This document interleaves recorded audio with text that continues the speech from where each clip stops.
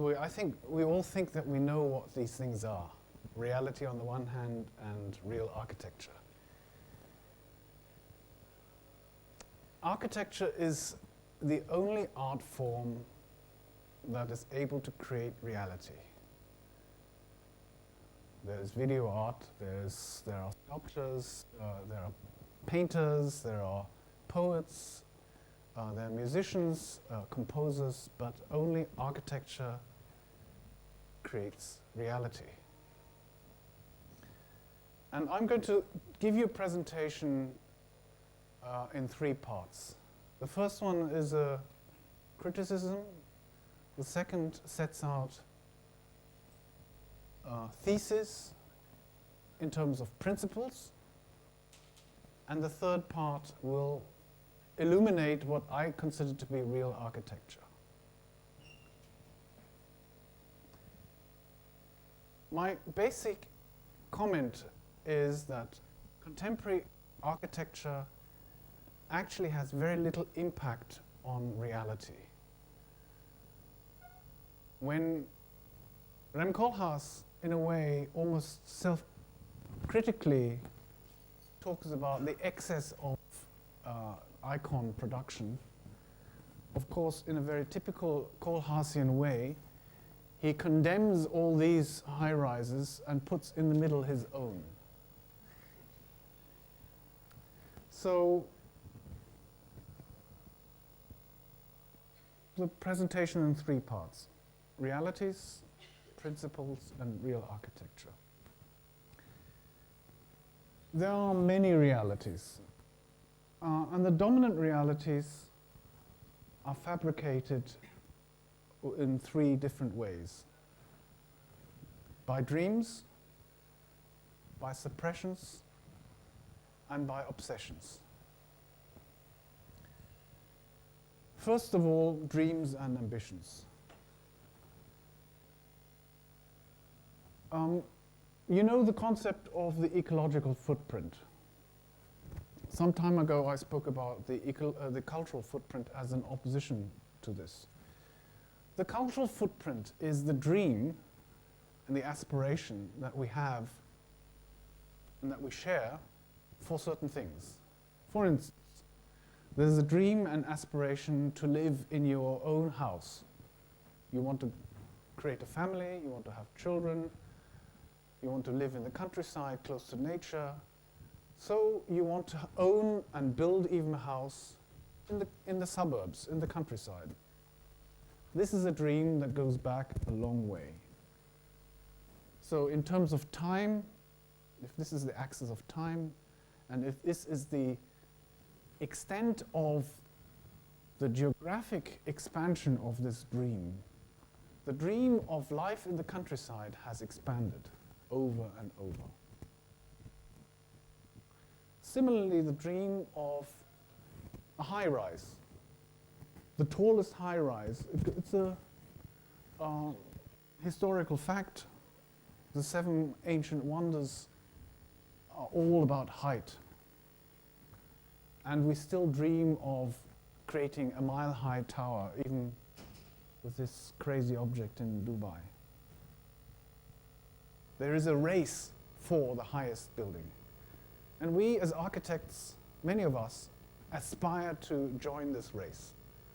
So this reality, on the one hand, suburban development, on the other hand, high-rises, are very important aspirations and dreams that influence realities. And these things have to be seen to be in opposition, cultural and ecological footprint. These things are not reconcilable. Suburbia, as I was mentioning, is now formulated in the United States as the American dream, or as I would say, from the American dream, which is this, to the American nightmare, which is this, and this, and this. Phoenix, Arizona is a city that is expanding at an incredible rate. Basically suburban. But it's not just Phoenix. It's cities in China, in Europe, Spain, Germany. They're all expanding on the periphery. So this is a reality. We as architects have almost no impact on this reality. We, in fact, serve this reality. This is a map of Phoenix. This here is the original center of Phoenix, 1900. 1920. The blue is Phoenix 2000. The yellow is the growth from 2000 to 2010.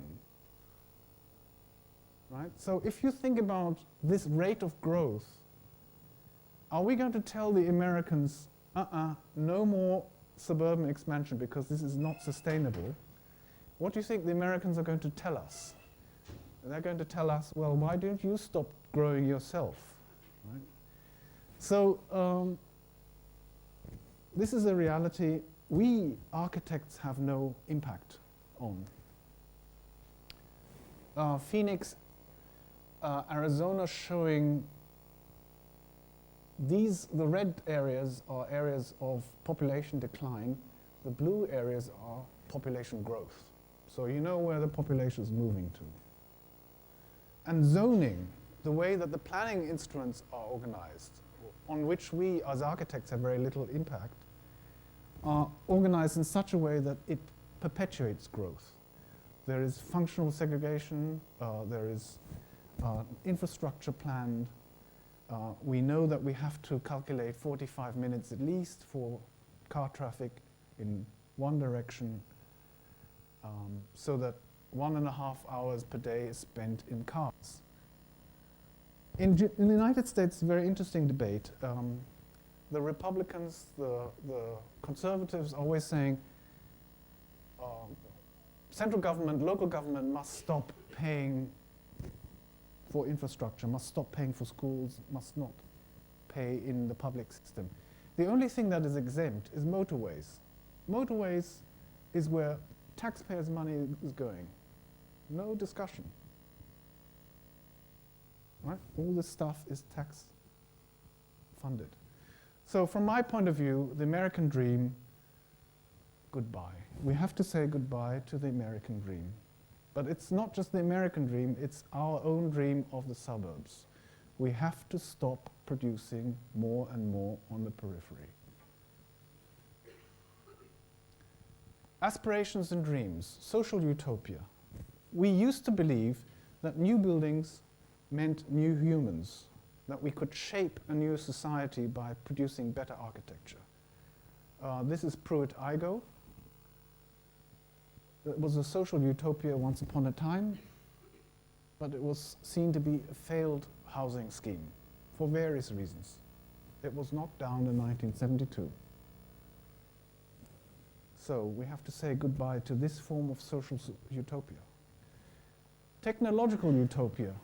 We believe that if we create the perfect technological system, we can be leading a life outside environmental constraints.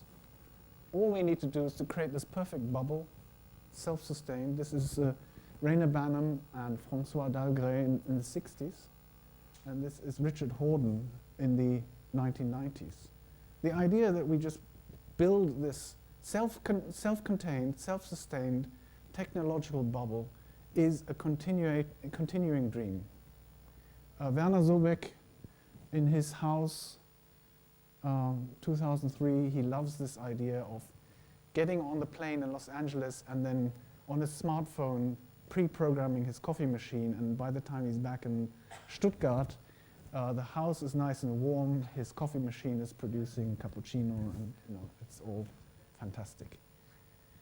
And he's recently constructed this Energy Plus house where the photovoltaic and solar thermal panels produce more energy than the house requires. Technologically, no problem. We can do this today. We can even run 2 cars from the photovoltaics. I mean, in parentheses, the detail, the problem with this house is our office also entered this competition. Our design was for a 3-story building with a tall roof, because there is a tall building next to this, which casts shadows over this in the winter. So actually, this house doesn't perform in the way it should, just as a kind of minor detail. We also believe that nanotechnology, carbon fibers, all those things will generate new materials and therefore generate new forms. I think, if you think that this is an important development, fine. I don't believe that this is a sustainable route either. And if you look back in history, you will find, the Chinese have also spent lots of time and hours carving things and making funny shapes. So I am not convinced by technological utopia either. Reality 2, suppressions. We suppress the phenomenon of shrinkage. In the East, population is moving out of cities that look like this. Red is areas of growth, blue is area of population decline. This is Germany. And as a result, over the last decades in Germany, we've knocked down housing buildings. In the West, we have the same problem. In Detroit, a Spanish colleague interestingly mispronounced Detroit, destroyed. This is Detroit 1949 aerial photograph, Detroit 2003. There is growth in Detroit. Detroit has rebounded in terms of urban farming. There are people moving back into Detroit, but Detroit is this kind of open, I don't know what you could call it. It's not urban, it's not suburban landscape. But it's shrinking still. We suppress the reality of maintenance. Do we change the technology as necessary? Do we change filters? Do we clean pipes? Do we look after infrastructure? This is a piece of infrastructure in Germany. It doesn't matter actually where it is. 2006, 2009. Piece of infrastructure that failed in the United States a few years ago. 13 dead people, 100 injured. Very lucky. We don't look at informal development. We as architects have very little impact on this kind of development. This is the reality in 90% of cities around the world. We have no impact on this. This is Medellin in Colombia. We don't really think about waste. This is India. Oh, sorry, this is Cairo. We produce a lot of waste. What do you think this is?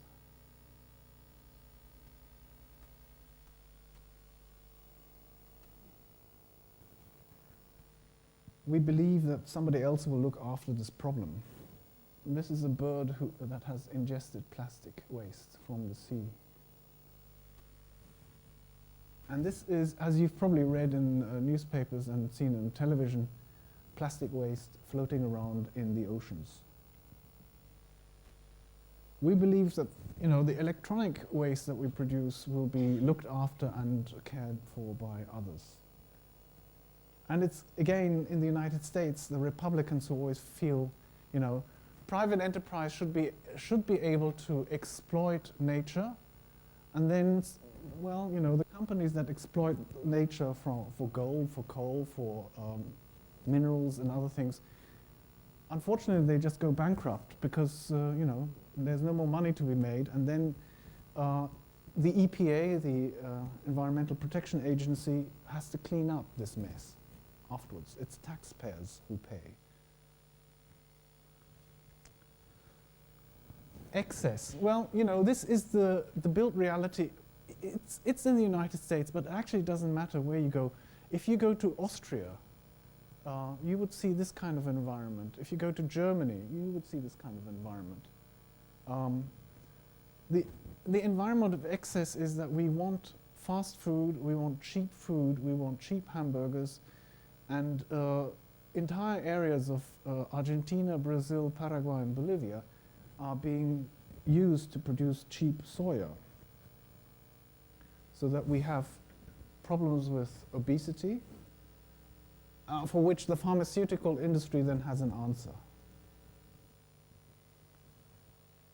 So, obsessions. We have an obsession with security and isolation. This is a real photograph. Social segregation. Segregation in terms of security. Make your home your fortress.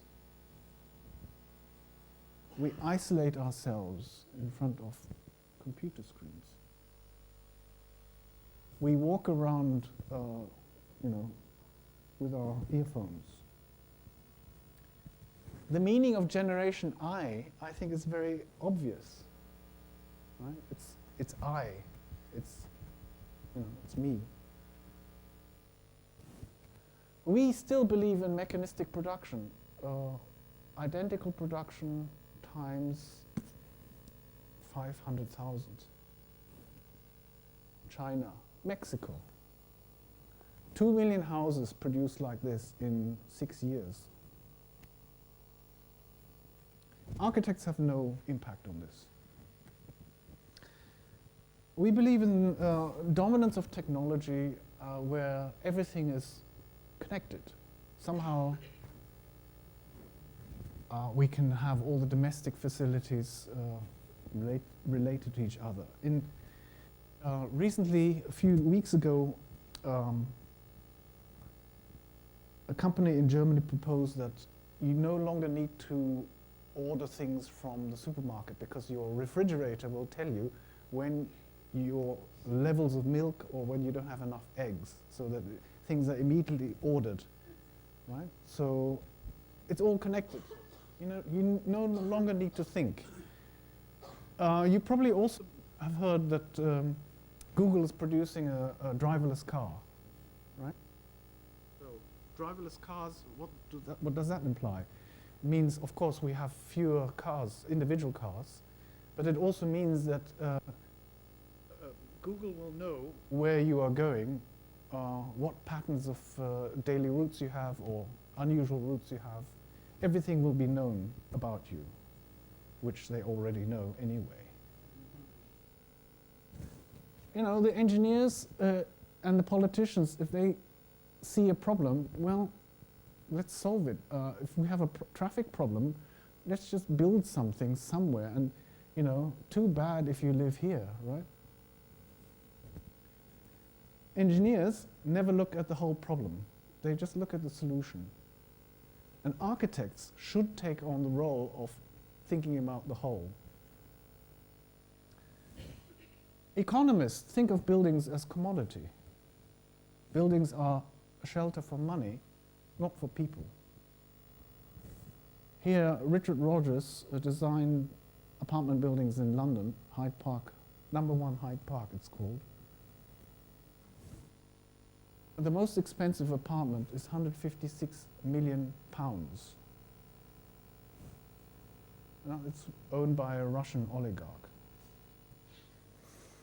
So we have lived through, in the last 10, 15 years, a period of economania, where it's possible to construct these kinds of developments, make lots of money, invest it in other things. We have destroyed coastal strips. This is Spain, before, above, and after, below. I think this is a nice poster. The big question, is economic progress killing the planet? We have building as icon. Now, this is where architects have had an impact, right? And if you Google, if you program or you go on the search, Google, and you say contemporary architecture, this is what you get. Right? Or if you visit Mexico City, this is a new museum by Fernando Romero, and big, or Frank Gehry's latest project, right? So we have from economania, we have iconomania. And we have I-architecture. You're unknown now. This is a still from the Fountainhead. You are unknown now, but you'll be famous when this is erected.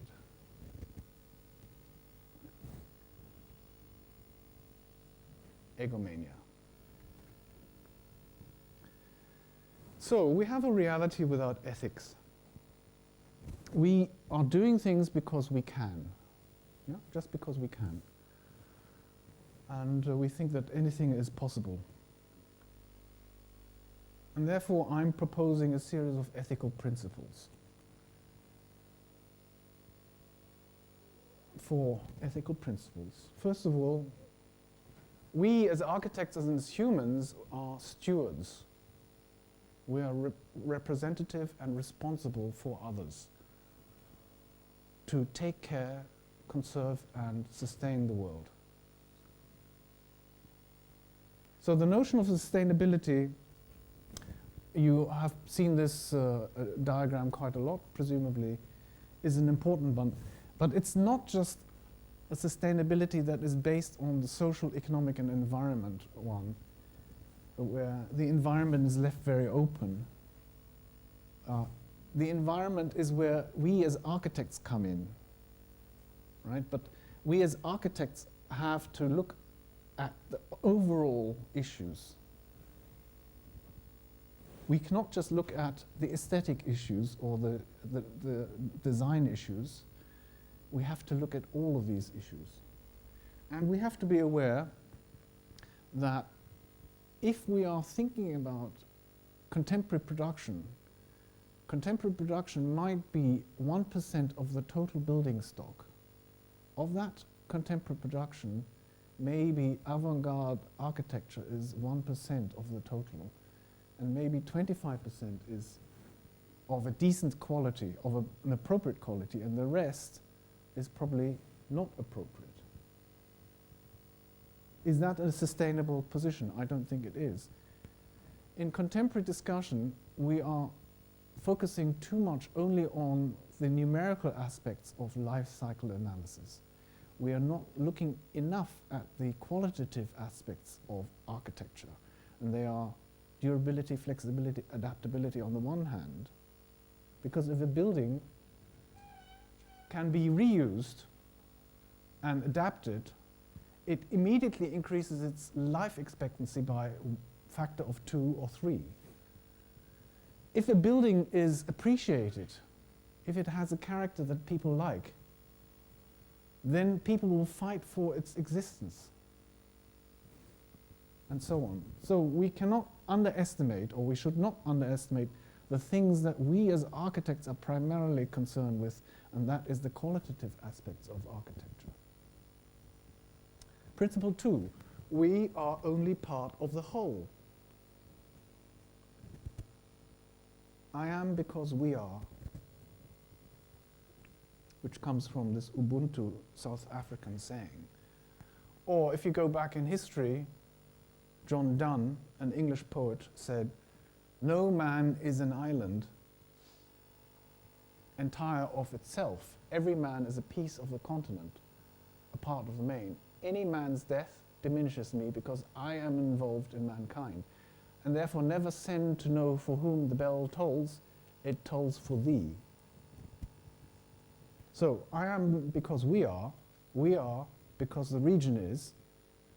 The genius loci is a collective feat. History is continuity. History is not something that is dead. We are constantly existing in historical facts. buildings are part of historical facts. And architecture is part of culture.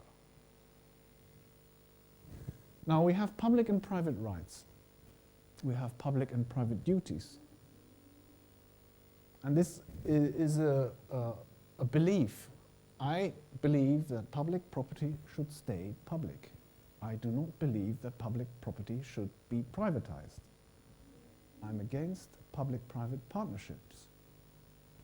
I'm against neoliberal ideologies. I'm for balancing interests. I'm concerned about appropriate design and the notion of decorum.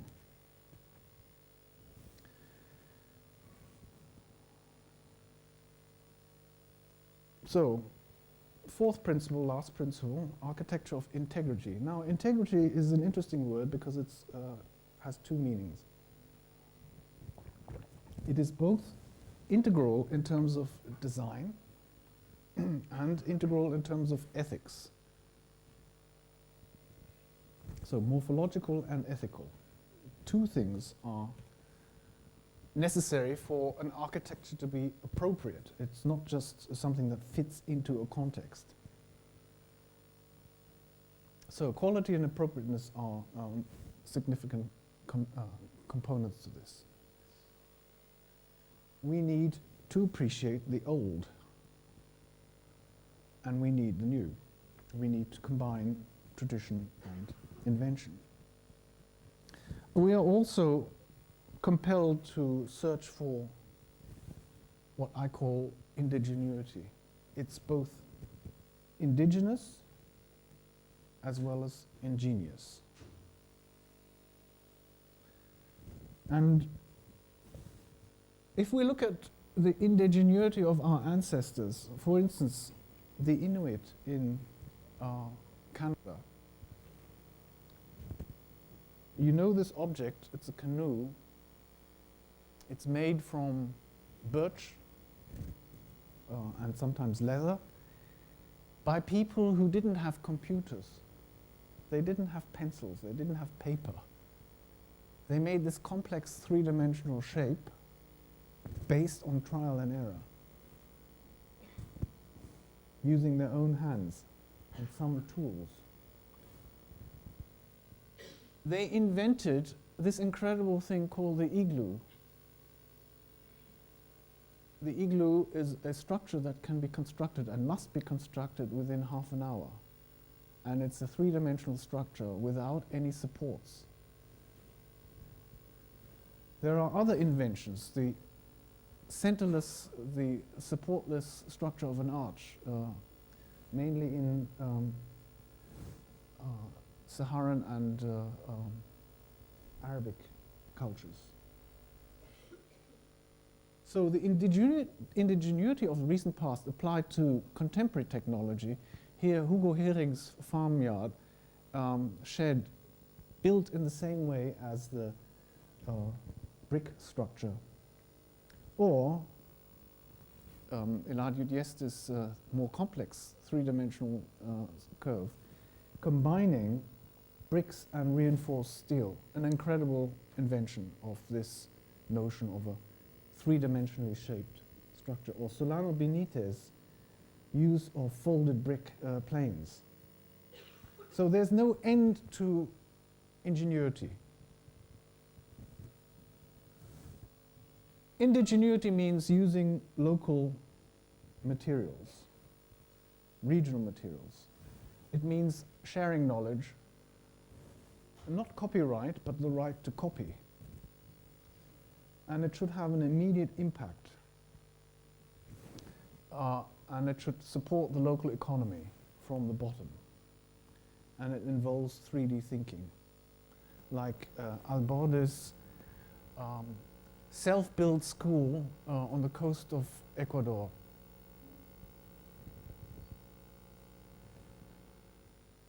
Indigenuity, in other words, is a gift to the world. So, third component, what is real architecture? Real architecture in 5 facets. First one, architecture as background. I'm not sure, has Lacaton Vassal spoken here? Have they? Yes, they probably spoke about this project too. This is one of the rare examples of an architect office taking real responsibility.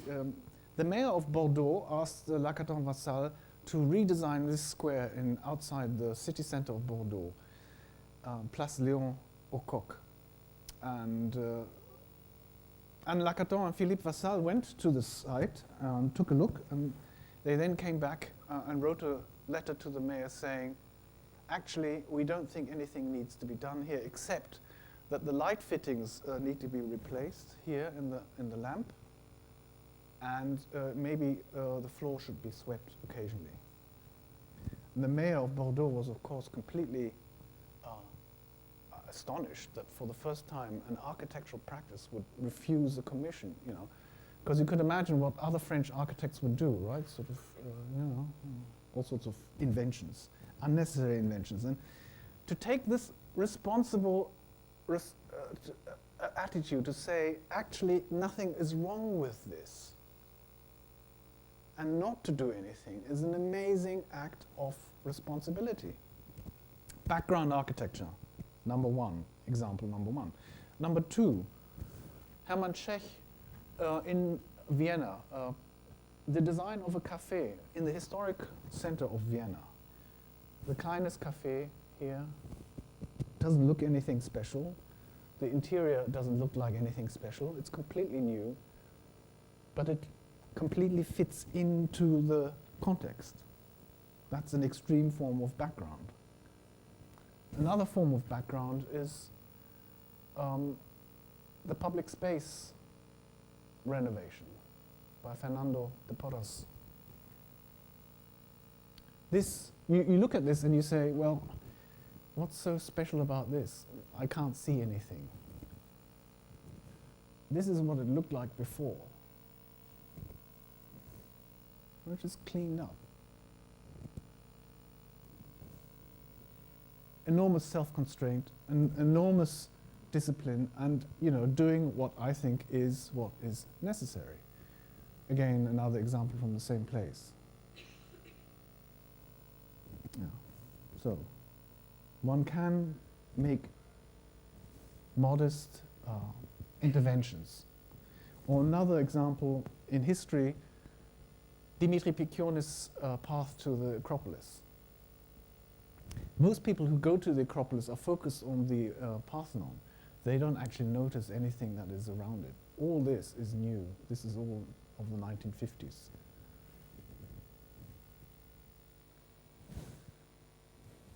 Empathetic transformation. Asplund's extension to the law courts in Gothenburg. Neoclassical character on the exterior, but completely different atmosphere of a modern piazza on the interior. Or Dölgast's augmentation of a bomb-damaged museum in Munich, where the existing historical neoclassical building had all these ornaments, and the contemporary or the 1970s construction uses brick and concrete. Or Kyriakos Krokos' conversion of this apartment building, which is actually a nondescript Athenian apartment building, into something that looks much more cleaned up and elegant.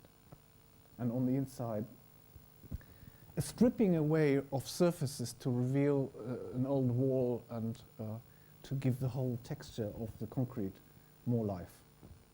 Or, again, empathetic transformation of this high-rise building by Lacaton Vassal,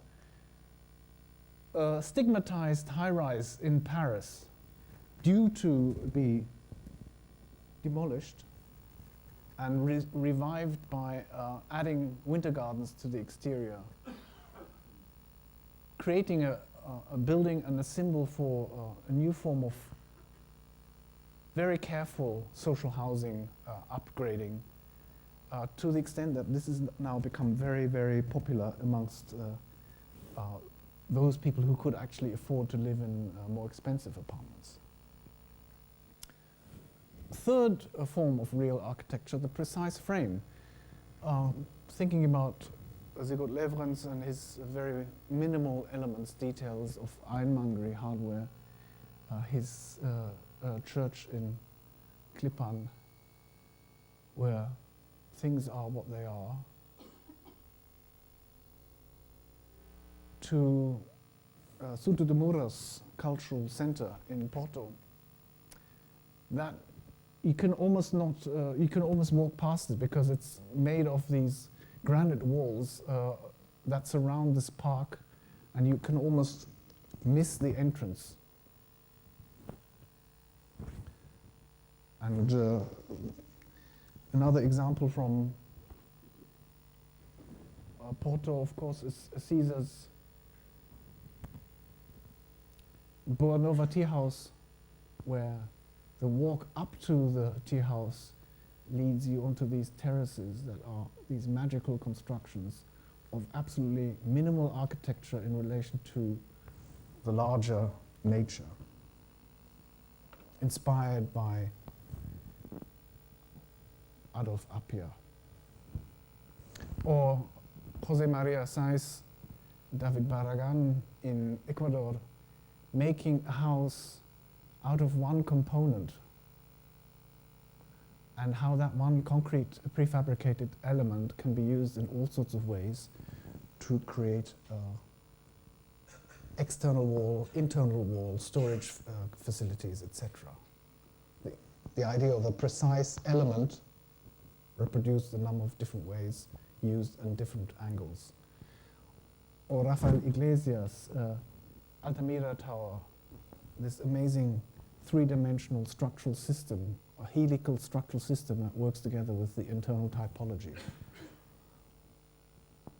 So that you have the layering of slabs in a rotational system that matches the way that the apartments can be used on the interior.